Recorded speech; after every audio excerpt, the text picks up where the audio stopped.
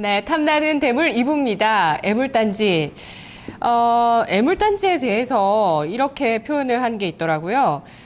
시티그룹의 어떤 펀드를 운용하는 회장입니다. 존 구드 회장이 깨진 계란보다 고무공 같은 주식을 매입하라라고 했는데요. 그러니까 지금은 어떤 단기적으로 안 좋은 부분들이 있어서 조금 시장에 부각이 안 되지만 앞으로 봤을 때 여전히 매력적인 고무공처럼 튀어오를 수 있는 주식 혹은 고무공이 아닌 깨진 계란으로 그냥 그대로 머물 주식 이걸 좀 구별을 한번 해보자고요. 자, 세 분께 질문을 드리겠습니다. 자, 그럼 애물단지에서 대물로 떠오를 수 있을 만한 요건이 있을까? 서동수 대리님. 네. 예. 제가 이제 멘트를 여기다 써놓은 걸 보니까 상당히 교과서적인 얘기를 많이 써놨어요. 아, 스스로가? 예, 써놨는데 네. 이제 엄청난 그 컨테이너. 혼자만 안 보여준대요. 현대중공업이 제가 처음에 기술 혁신 통해서 진입 장벽을 네. 확보해서 경쟁 강도를 완화시켜야 된다. 남들을 다 망가뜨리고 구조 조정이 돼서 베스트 3, 베스트 2, 1만 살아남아서 해먹어야 된다 이건데 그 정도 하려면은 무슨 뭐 컨테이너가 무슨 뭐 태양열만 받으면은 그냥 저절로 가가지고 기름도 안 먹고 이 정도 되는 기술 혁신이 돼야 돼요. 그 정도 돼야 다른 것들을 다 도산시킬 수가 있거든요. 네. 그리고 뭐 성장 동력, 신사업이라든가 신제품 확보 이건 어떻게 보면 좀 좋을 수도 있죠. 현대제철이 무슨 자동차 강판 현대자동차에다가 적극적으로 넣기 시작하면서 제5로 3고로 돌아가면서 참 뭐가 좀 스케줄이 잘 맞아 떨어져 가잖아요. 그리고 그런 강판 쪽은 좀 마진이 지금 뭐 봉현강보다 훨씬 좋으니까 이런 거 보면 어떻게 보면 다시 성장성을 확보했다고 할 수가 있는데 제가 아까 말씀드린 뭐 태양열 받으면 뭐 지구를 뭐 30바퀴 도는 컨테이너선 이런 거 없잖아요. 그러니까 말도 안 된다는 거죠. 이걸로 다시 해먹기가 굉장히 힘들다는 겁니다. 네. 그리고 하나 정도 더 본다고 한다면 국가 정책 모멘텀을 확보해야 된다. 그게 제일 확실하다고 생각하시나요? 제일 확실합니다. 제일 예. 확실하고요. 사실 제가 한 2, 3년 전에 이제 한국항공우주 이제 상장하고 나서 손님들한테 이제 고객님들하고 뭐 주변 사람들한테 많이 했던 얘기 중에 뭐냐면 이제 우리가 바다와 땅을 지배를 했기 때문에 다음에 국가 정책으로 가져가는 건 실질적으로 2010년도부터 2020년까지 국가에서 그 비행기라든가 이런 비행 가능한 그런 뭐 헬리콥터 이런 거를 만드는 것 자체가 국가 정책으로 있었어요. 그래서 이런 국가 정책을 따라가야 된다. 최근에 들어가서 7천억을 들여서 뭐 개놈 프로젝트 관련된 뭐 바이오텍에다가 투자를 한다거나 아니면 소프트웨어 사람 뭐 창조 경제 하시면서 우리 대통령께서도 많이 말씀을 하시는데 그런 분야 정책적으로 끌고 가는 쪽에 가져가야 된다. 반대로 얘기하면 국가 정책에 반하는 투자는 절대 하면 안 됩니다. 네. 망해요. 네. 애물단지가 대물로 거듭나려면 정책이 어느 순간 뒷받침이 된다면 가능하다. 정책을 기다려보자. 라는 얘기인데요. 박세진 대리님은 어떤 요건을 제시하시겠어요? 글쎄요. 사실 아까 전에 오프닝, 2부 오프닝 때 뭐 깨진 계란, 뭐 고무공 이런 말씀 하셨는데 이거 아마 시청자 여러분들께서도 저희 방송 보면서 되게 웃기실 수도 있으실 것 같아요. 이거 뭐 애물단지가 되는 요건, 뭐 거기서 벗어나야 되는 요건, 이거 다 알면은 사실 누가 주식 사서 물리겠습니까? 누가 손실을 보겠어요? 그러니까 말이 쉬운 거지 깨진 계란 같이 생긴 주식이 어디 있습니까 세상에? 그렇죠. 지금 다 좋아 보여요. 네, 뭐 고무공하고 깨진 계란을 어떻게 골라요? 그 종목들 저도 중에서 잘못 업종이나 모르겠어요. 그거는 말이 안 되는 거고 사실 저희가 나와서 이렇게 되면 이런 종목들 이런 업종은 애물이 될 가능성이 높습니다. 이런 종목들은 다시 대물이 됩니다. 이것도 되게 어떻게 보면은 그냥 이론적인 얘기로만 돌아다닐 수도 있어요. 근데 저희가 이제 주식격언 중에 이런 말이 있지 않습니까? 미래를 예측하는 것보다 미래를 만들어가는 게 오히려 쉽다고. 그러니까 그런 측면에서는 아까 말씀해주신 정책 모멘텀에 관련된 부분들도 굉장히 중요하다고 보고요. 저도 마찬가지로. 또 한 가지로 이제 사회 구조적인 변화도 또 생각을 해봐야 되거든요. 네네네. 그러니까 맞아요. 뭐 저희가 뭐 이제 저금리, 저출산, 뭐 저성장, 뭐 이런 고령화. 국면으로 진행이 되면서 내수 소비라든지 유틸리티, 굉장히 많은 또 이제 침체돼 있었던 종목들, 업종들이 부각이 되는 것을 저희가 경험을 했고요. 시장 상황이 이렇게 되다 보니까 최근에 또 자산 가치 부각되면서 네. 뭐 페인트주, 시멘트주 이런 데들이 저희가 건설 경기 꺾인 지가 언젠데 이런 애들이 먼저 다시 부상을 할 거라고 어떻게 생각을 했겠습니까? 방직주도 그렇죠. 정말 안 가던 사양 산업이라고. 네. 그러니까 꼭 산업의 막 무슨 영업이익이라든지 막 모멘텀이 확 돌아야지만 되는 것도 아니고요. 전반적으로 이제 그런 타이밍을 저희가 이제 항상 시장 주변 여건에서 찾는 노력도 반드시 좀 진행이 같이 돼야 된다라는 겁니다. 그런 말씀 좀 드리고 싶습니다. 그래서 한 가지 네. 좀 이거 좀 벗어난 얘기긴 한데요. 인구구조학적으로 지금 아직도 뭐 부동산이 뭐 엄청나게 될 거라고 생각하시는 분들 굉장히 많아요. 특히 자기가 가지고 있는 아파트. 제가 이런 말 하면은 집값 떨어진다고 뭐 되게 싫어하실 분도 있겠지만 솔직히 말씀을 드려야 돼요. 50세, 45세에서 55세 그런 분들이 집을 사거든요. 그런데 그 인구는 정점을 찍고 지금 한참 떨어지고 있어요. 그분들이 집을 사는데 중대형 아파트는 더 이상 필요하지도 않고 이렇게 지금 세상이 변해가고 인구 구조학적으로 변해가는데 아직도 난 부동산 불패 신화를 가지고 있기 때문에 아직도 하고 있다. 그게 옛날 50만 원짜리 주식을 야 이거 옛날에 50만 원 갔기 때문에 지금 10만 원 사면 5분의 1밖에 안 된다. 엄청 싸다. 이 사고랑 다를 게 없다는 거죠. 네. 좋은 얘기인데 아마 아버지한테 전화 오실 겁니다. 네. 네, 저도 주변에 아버님들 얼굴이 많이 떠오르네요. 예. 근데 저도 같은 생각이에요. 사실 부동산에 대해서는. 김현우 PB님은 어떻게 생각하세요? 두 분이 이제 말씀을 잘 예. 정리해 주신 것 같고요. 병풍 많으셨어요? 아유, 오늘따라 더 병풍이 됐네요, 그냥. 예. 원래 병풍이었는데, 그냥. 아유, 우리 나는 방송을 님들 너무 두 생각해 두 주셔서. 분이 잘 되면은 저는 그걸 만족한다니까요. 예. 여유로운 형 네, 컨셉으로. 형의 모습입니다. 네, 오랜만에. 저는 이제 대물단지가 되려면, 네. 좋은 얘기 다 해줘. 원래 제가 다 하고 싶은 얘기였어요. 네, 네. 그냥 이러면 좀 조금 현실적으로 얘기하면은 일단 지금 정권들이 좀 교체가 돼야 됩니다. 예, 일단 왜냐면은, 또 정치 색깔을 또. 아니, 왜냐면 쓰시나요? 어차피 예. 제가 말씀드렸잖아요. FRB의 뭐 번행 그 의장, 지금은 이제 자넬 의장이죠. 그리고 뭐 오바마 대통령, 그리고 시진핑 주석, 박근혜 대통령, 본인들의 생각하는 그 정치, 정책, 이런 부분들에 네. 다 따라가고 있잖아요. 근데 그 정말 다른 생각을 갖고 있는 그 지도자가, 리더가 오, 이 새로 말 진짜 바뀌게 맞다. 된다면. 애물단지가 갑자기 대물단지가. 그렇죠. 왜냐하면 지금 이렇게 바뀌었기 때문에 예전에는 중국에서 생산하고 미국에서 소비하던 그런 전체적인 메가 트렌드였다면은 지금은 오히려 중국에서 소비하고 미국은 생산하고 있거든요. 네. 그러니까 이런 부분들이 그 각국의 리더들이 바뀌게 되고, 즉 저는 일단 민주당 자체가 사실 그 내용을 좀 살펴보면, 우리나라 민주당 말고요. 그 미국? 오바마, 오바마 네. 대통령의 민주당은 사실 기반 산업이 다 있어요. 미국을 끌고 가는 어떤 세력이, 가장 큰 세력이 세 세력이 있거든요. 네. 민주당과 이제 공화당과 그다음에 유럽에 있는 세력인데 거기에 맞는 어떤 언론사들과 신평사들과 다 연결이 되어 있어요. 뭐 록펠러 가면 뭐 이게 좀 히스토리까지 공부해보면 그렇게 되는데 그런 부분에 있어서 만약에 이 공화당은 본인이 돈을 벌기 위해서는 기반 산업이 뭐 에너지라든지 군수라든지 이런 쪽이고요. 네. 민주당은 바이오라든지 뭐 어떤 제조업이라든지 맞아요. 이런 부분이에요. 그런 그렇기 색깔이 때문에 있더라고요. 그 부분은 그런 정책을 쓸 수밖에 없다라는 거죠. 네. 그래서 만약에 민주당에서 공화당으로 넘어가게 되면은 뭔가 또 트렌드 변화가 일어날 수 있다라는 또 출생률. 아니 진짜 이분이 예상외로 비범한 생각을 하세요. 아니, 괜히 형이라고 계속 본인 스스로 어필하시는 게 아니에요. 실질적으로 이게 저희한테 오늘 뭐 스승의 날이라서 그런 게 아니라 오늘 저 스승과 오늘부터 같은 스승으로 모습을- 모시겠어요? 아, 그러고 싶진 않아요. 너 뭐니? 아니 이분이 참 괜찮은데 술만 안 먹으면 진짜 괜찮을 것 같은데. 그렇죠. 네. 네, 좀 가끔 사람 이제 만들고 강아지가 싶어요. 됩니다. 저도. 네, 사람 만들고 싶고요. 예, 김현우 PB님 출생률도 지금 얘기를 해주시는데 이거 어떤 출생률은 이제 생각이시죠? 얘기를 또 박세인 대리가 잘 정리해 줬기 때문에 뭐 예. 굳이 언급은 안 하겠습니다. 알겠습니다. 자, 지금은 저출산 시대지만 이게 또 출생률이 반등하면 다른 시대가 된다는 거죠. 자, 그러면 애물단지를 보유할까 갈아탈까 정말 평생의 또 주식 투자자의 고민이기도 합니다. 서동수 대리님 의견 주시죠. 자, 지금 이 시점 애물단지. 제가 아주 네. 시원하게 말씀드리겠습니다. 버려야 됩니다. 모든 걸 다. 아니, 애물단지 너무 버리세요. 제일 많이 들으셨을 거예요. 네. 어딜 가도 얘기 들으실 거예요. 반등심에도 언제까지 반등, 언제까지 올라갈 수 있는데요. 그렇게 얘기하면 대답할 수 있는 사람? 솔직히 저 모르겠습니다. 아닌 거는 아닌 거예요.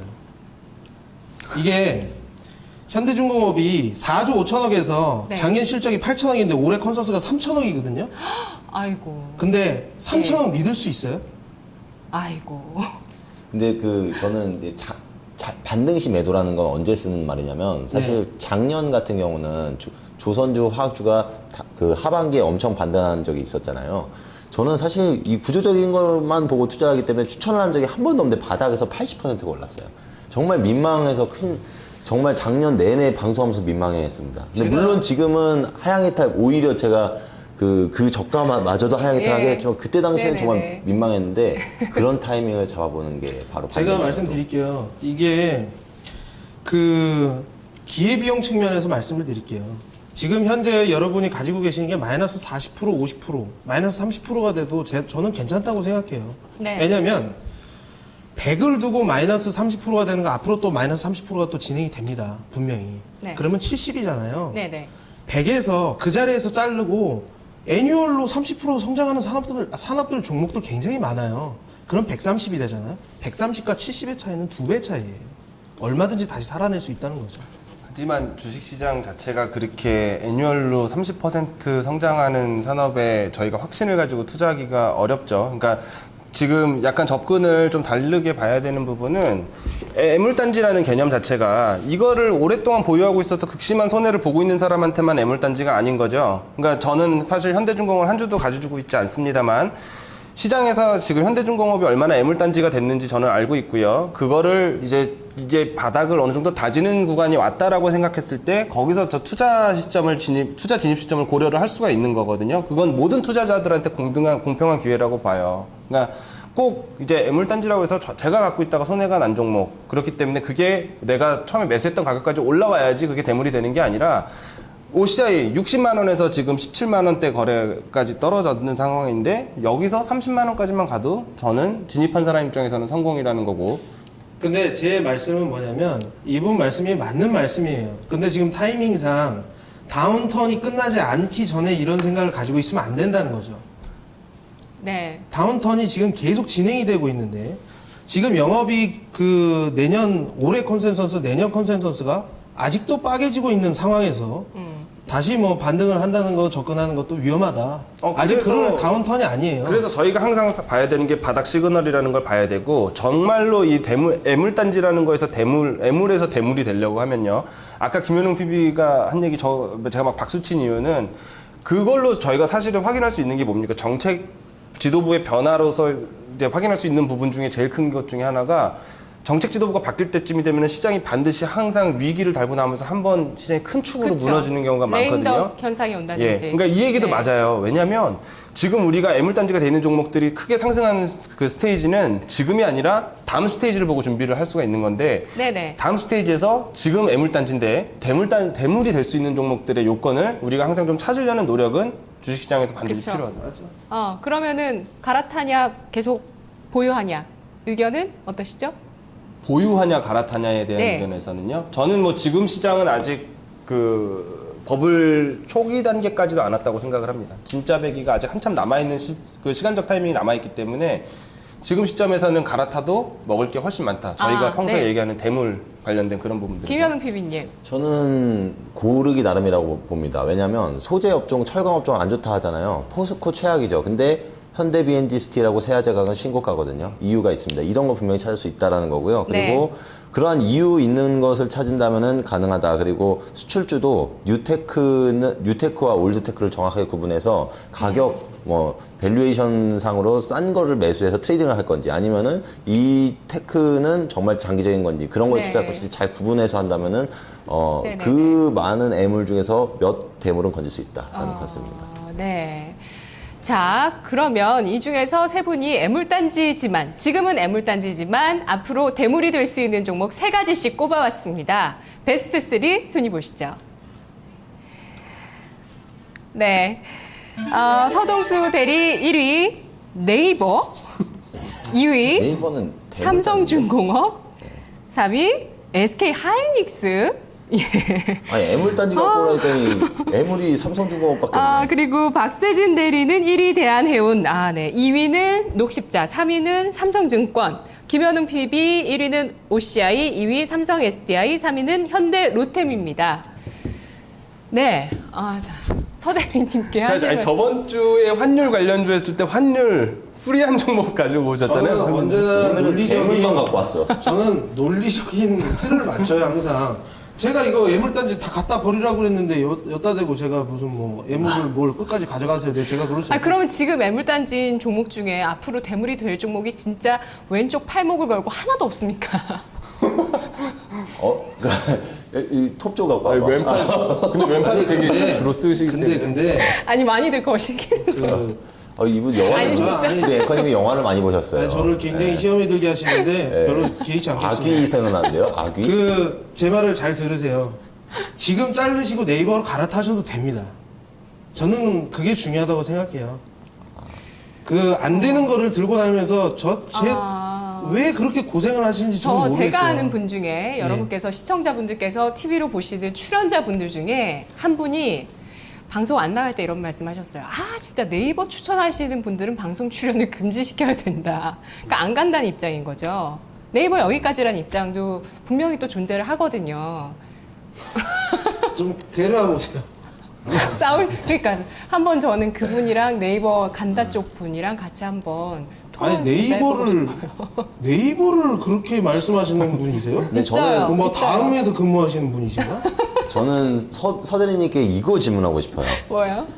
그 3위 종목이 SK 하이닉스 역시 대물을 들고 나오셨거든요. 근데 네. 하이닉스가 약 1년 6개월 전만 해도 사실 맞아요. 애물에 가까웠습니다. 그러니까 제가 이거는 뭘 말씀드리냐면은 예. 제가 그 사례도 말씀을 드려야 되잖아요. 보니까 SK 하이닉스도 굉장히 힘든 시절이 있었습니다. 근데 뭐 지금 구조조정이 되면서 그때 어디였죠? 미국의 LP다와 이제 그쪽이 막, 정리가 되고 공급단에서 부족이 생기면서 가격이 굉장히 올라가면서 굉장히 좋은 퍼포먼스를 보여줬잖아요. 사실 한간에는 SK 하이닉스가 여기서 더 이상 어떻게 성장할 이런 것인가. 종목 추천해 주셔야죠. 그러면. 그러니까 요렇게 될 수도 있기 때문에 이런 것들도 항상 생각을 하실 필요는 있다. 제가 첫 번째로 말씀을 드리는 거지만 1화는 치워버리시고 바로 치워버리시고 두 번째 안은 네. 요렇게 할 수 있다면 기다리셔도 된다 이 말씀입니다. 네. 그게 2위로 갖고 오신 삼성중공업입니까?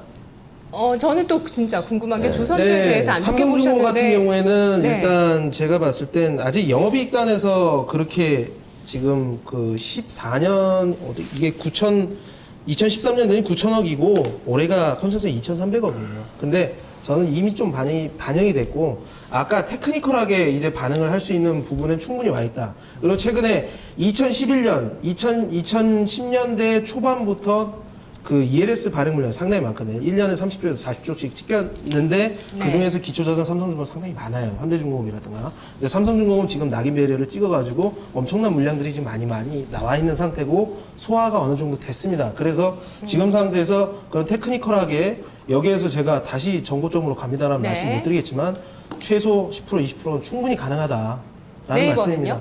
네? 네이버. 첫 번째로. 네이버는 이 시대의 주도주라는 얘기네요. 당연하죠. 그 이상의 저는 수익률. 네이버, 그리고 네. 텐센트가 가지고 있는, 페이스북이 가지고 있는 어떤 모바일 SNS 주보다도 지금 수익성이나 이런 측면에서 네이버가 지금 라인을 등에 업고 상당히 많이 올라왔고, 저는 네.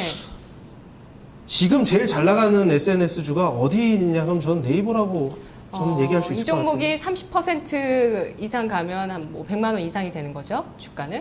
100만 원, 저는 충분히 가능하다고 생각합니다. 예. 자, 그러면 지금 애물단지를 갖고 계시는 분들이 손절을 하시고 바로 네이버로 갈아타면 충분히 안전하고 좋은 수익이다. 두 분 그 의견에 동의하시나요? 그럼 순위권에 넣을게요. 아니 저는 동의하는데 어쨌거나 애물단지라는 주제이기 때문에 취지에 안 맞아서 저는 만약에 흥부를 하려면 2위 종목으로 해야 되지 않을까. 삼성중공업은 네. 좀 인정하시겠어요? 그건 앞으로 좋아질까요? 그러니까 그거는 본인이 근데 좋아진다면서요. 우리 예. 포맷이 그 비주류에 있는 거를 주류로 지금 만들자는 게 우리의 최종 목적 아닙니까? 그렇기 때문에 네이버가 나올 수밖에 없습니다. 비주류를 가지고 주류를 어떻게 아직도 만듭니까? 주류 축에도 못 든다. 아직 현재 주가 네이버가요? 네이버. 아니 네이버가 주류이기 때문에 네. 비주류 애물을 없애고 대물로 바꾸면 된다 이거죠. 오케이. 아니, 그러니까 우리 컨셉은 제가 네. 말하는 거는 애물 중에서 예전에 SK 하이닉스 1년 6개월 전에 찍으면 됐다라는 거죠. 그거를 그걸 골라내자라는 우리가 건데. 찾자라는 건 네네네. 그런 취지인데 그냥 지금 이 시대의 주도주 떡. 야, 이거는 이분도 컨셉이 약간 있으세요. 컨셉이 이분도. 오늘 방송 컨셉하고는 좀 안 맞잖아요. 네이버가 좋은 건 저도 압니다. 예. 그럼 오늘 병풍으로 하고요, 종목에서는. 그러니까 2위로 승부를 하셔야 돼요. 두 분 얘기해 대신에 주세요. 뭐 네이버에 대한 컨빅션만 저희가 확인해주도록 그러면 하고요. 제가 이거는 네. 좀 원래 우리 사석에서만 얘기하려고 그랬었는데 현대제철 말씀드리겠습니다. 아니 뭐 아니 순위도 안 갖고 왔잖아 지금. 저번에 대한해운 했었잖아요. 대한해운- 또 갖고 왔어. 예.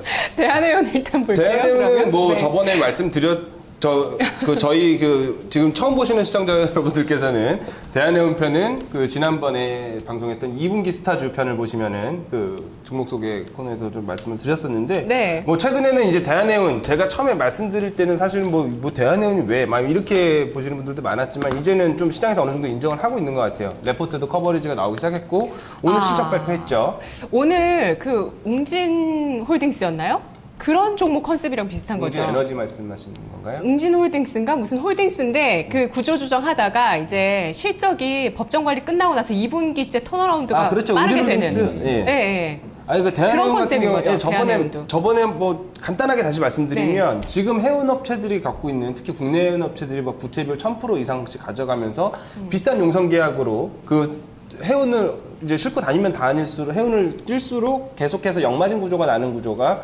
대한해운은 이제 수술로 다 도려냈다라는 거죠. 그러면서 이제 사선 보유하고 중고성가로 굉장히 싼 가격에 배를 갖고 오게 되면서 이제 영업이익률이 두 자릿수를 기록을 하게 되는.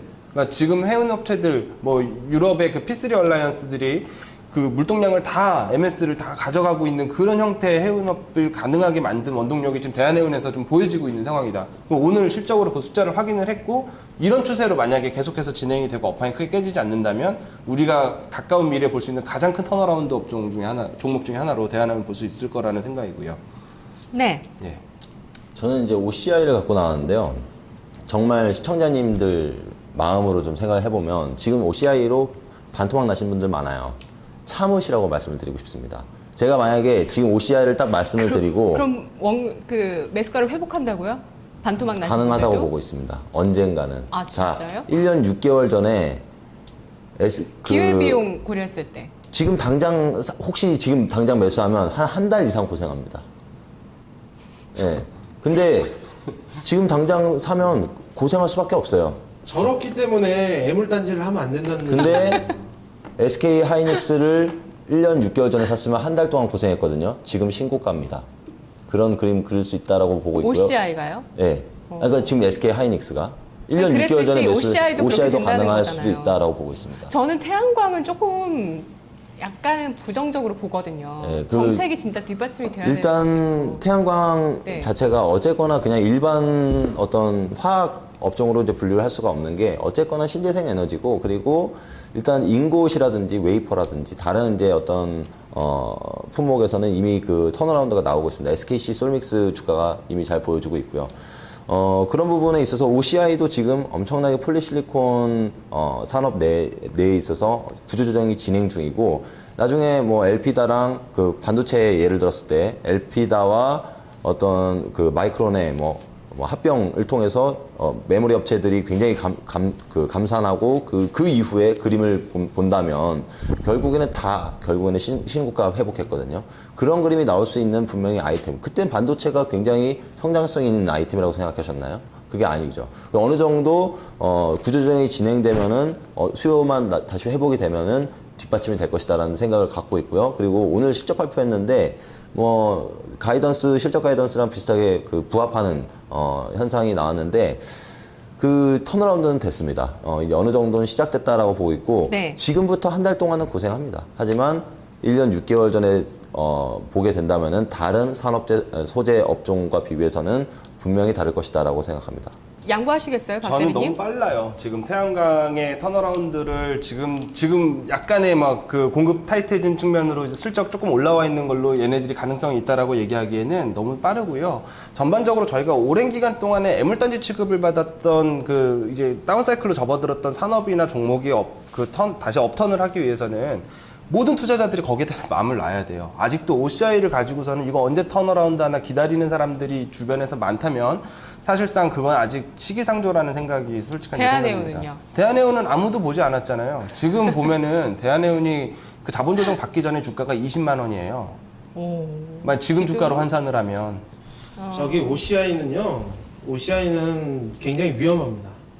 그 항상 리스크 대비 수익률이라는 걸 따져봐야 되는데 제가 봤을 때 리스크가 상당히 크고 중국의 이제 GCL 폴리라는 그런 회사들이 OCI보다 제가 봤을 때는 앞서 있다고 저는 보거든요. 네. 근데 그 회사하고 단판이 어떻게 나는지 좀 결판이 나는 걸 좀 봐야 되겠어요. 그리고 영업이익이 진짜 세게 나오는 것도 봐야 되고 네. 저번에 우리 에너지 패러다임 내용 타이틀 이런 거 나오게 되면 우리 그린 에너지라든가 비석유 에너지 예. 관련해 가지고 발전은 그러니까 굉장히 아직 더뎌집니다. 에너지 패러다임이 뭔가 확실히 방향을 잡은 게 없기 때문에 태양광은 저는 그런 부분에 있어서 그러면 OCI는 지금 저희가 다 반대하네요. 야심차게 오늘 SK 하이닉스 대한해운은 길을 걷는다라고 큰 주식이 하셨는데. 되는 거는 저 공감해요. 그러면 대한해운 일단- 오늘 1등 올릴게요, 일단. 순위 이제 정해야 돼요. 그러면 김현우 OCI PB님이 다른 종목도 주세요. 저는 그 마지막으로 드리면은 이제 현대로템에 대해서 이제 말씀. 지난번에 우리 대물로 꼽았잖아요. 네. 그때 김현우 그 PB님 이후로 이- 어닝 쇼크가 한번 나왔고요. 네. 그리고 매물이 됐죠. 지금 이제 오버행 이슈까지 나왔습니다. 예, 그래서 이제 악재가 계속 추가로 나오면서 그 플랜트 매출 부진이 원인인데 일단 3분기 수주 잔고 여파가 지금 이제 실적에 나타난 부분을 제가 확인하고 왔는데 일단 저는 어쨌거나 지금 실적이 안 나오고 있는 것도 맞고 하지만 우리나라 기계업종에서 봐야 하는 부분은 철도 사업과 하늘 사업 이 두 가지밖에 없다고 생각합니다. 그래서 언젠가는 이 철도 사업이 친환경 관련해서 부각을 받고 그리고 현대 로템이 네. 세계를 대상으로 이제 수출을 하는 국가이기 때문에 국내 내수 시장보다는 이제 어떤 수출 모멘텀으로 이제 회복 가능하다 이렇게 보고 있습니다. 게다가 통일 한다면 그럼 얼마까지 이 종목 가능해요? 일단은 당분간 역시 마찬가지입니다. 3년 OCI처럼 한 달 고생하는 건 아니고요. 한 2주? 예. 그 정도는 고생할 것 네, 그 같은데 정도면 괜찮죠. 2, 3주 정도는 고생할 것 같은데 그래도 상승 여력으로 저희가 판단을 한다면 굉장히 높다라고 보고 있습니다. 네. 네, 천사합니다. 현대로템 예. 그럼 2위로 올리고 3위는 네이버 갈까요? 무슨 아니요. 네이버 삼성중공업. 삼성중공업. 삼성중공업 오늘 그렇게 가겠습니다. 삼성중공업 테크니컬하게. 예. 네, 알겠습니다. 기술적인 트레이딩으로 삼성중공업 봤습니다. 자, 오늘 애물단지 여러분의 종목들 중에서 순위 올라오셨나요? 정리할게요. 애물단지에서 대물단지로 1위는 대한해운입니다. 2위는 현대로템, 3위는 삼성중공업입니다. 애물단지를 잘라내기 참 힘들어요. 예. 여러분 화이팅 하시고요. 저는 내일 이 시간 다시 오겠습니다. 고맙습니다.